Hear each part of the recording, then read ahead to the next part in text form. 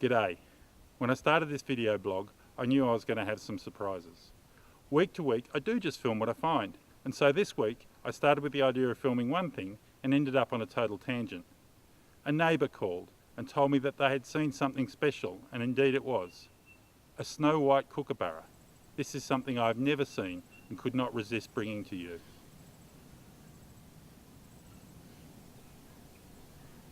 It's a flighty bird, very nervous as compared to its parents whose territory it seems to keep to. The parent birds are pretty laid back, in normal kookaburra style. Both parents look totally normal kookaburras, as you can see.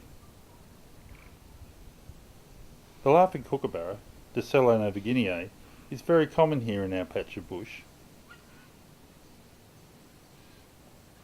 Their territories seem to all abut or even overlap. It's pretty much a full house with no suitable habitat unoccupied.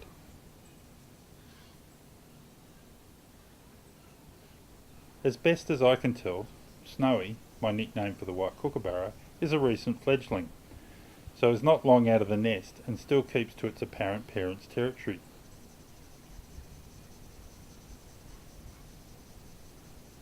Obviously it has a genetic mutation, but I do not think it's an albino.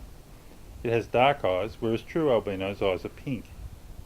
It lacks pigment in the feathers, legs and bill, and so appears to me to be an extreme case of leucism. For more information on leucism and albinos, follow my blog at marklamble.com.au. While out filming Snowy, who you will see more of later in this post, I was able to get some shots of another white bird, the ubiquitous Sulphur Crested Cockatoo.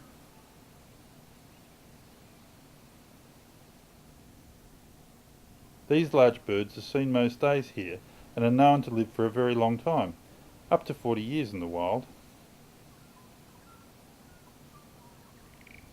Their habit of nipping off branches and twigs is thought to be maintenance for their bills that keep growing throughout their long lives.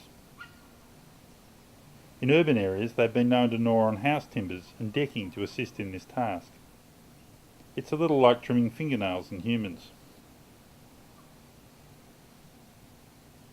They fly out to the surrounding farmland every morning to feed, returning each evening to roost in dead standing trees in the forest.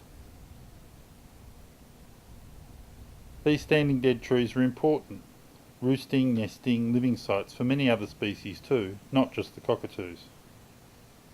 Evenings tend to be social times, where bonds are reinforced with mutual grooming and social interaction.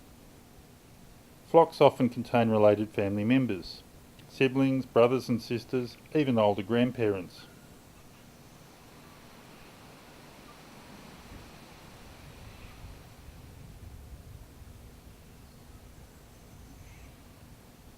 We also have another large cockatoo, who is a lot less common.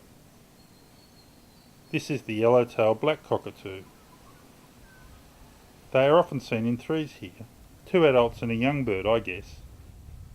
They come and go, and seem to have large home ranges, disappearing for weeks, only to turn up again.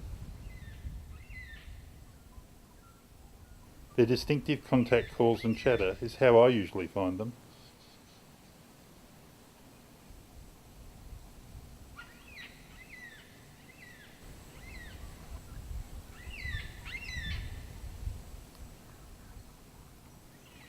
Other than colour, Snowy seems normal in every other way. It feeds itself in typical kookaburra style, by perching on a limb, looking for movement on the forest floor. When it spots food, drops down, catching its food by surprise.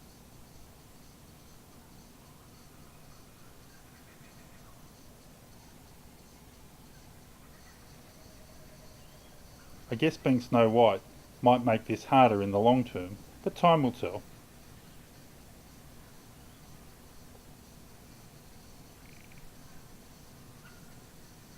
As far as I can see, Snowy is totally white. A very rare find, and it'll be interesting to see if it stays around or not.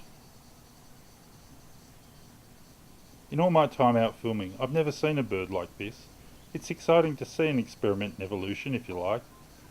Will being white be an advantage, or will this genetic experiment fail?